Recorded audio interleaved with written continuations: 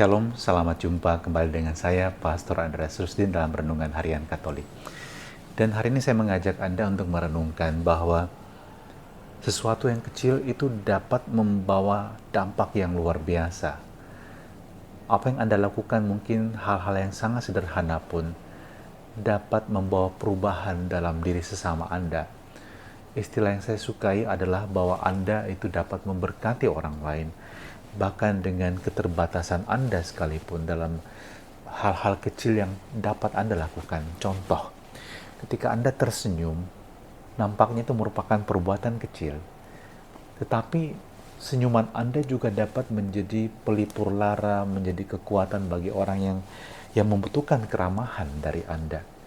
Saat Anda mendengarkan orang lain curhat atau berbagi pengalaman mereka, tampaknya sangat sederhana, tapi di tengah-tengah kesibukan Anda mengambil waktu untuk kemudian memberikan diri, mendengarkan apa yang menjadi keluh kesah orang itu. Sesuatu yang kecil memberkati dan bisa membawa berkat yang besar untuk orang lain. Saya yakin dalam pengalaman hidup Anda, banyak hal yang Anda lakukan nampaknya kecil-kecil saja. Jangan selalu berpikir bahwa Anda harus berada di stage, ada di atas panggung, Anda menjadi orang yang berperan besar dalam sebuah pesta, dalam sebuah acara yang besar, dalam dunia pelayanan baru Anda akan dikenal orang. No need, tidak perlu. Tapi yang Anda perlu lakukan adalah ketika Anda membiarkan diri dilebur, dibentuk oleh Allah, dan digunakan oleh Allah untuk dapat mengubah sesuatu, mengubah orang lain dengan kehadiran Anda.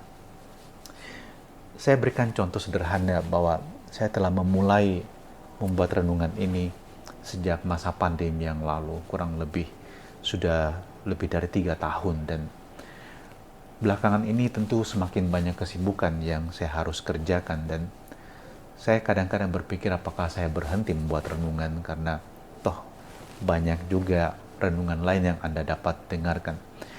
Tapi kemudian ketika saya melihat berapa orang yang menonton, berapa viewersnya, dan saya melihat kisaran 100-an sampai 400-an kadang-kadang, kalau saya berpikir kenapa saya egois memikirkan diri saya sendiri. Toh dengan waktu durasi 3-4 menit, mungkin apa yang saya renungkan dapat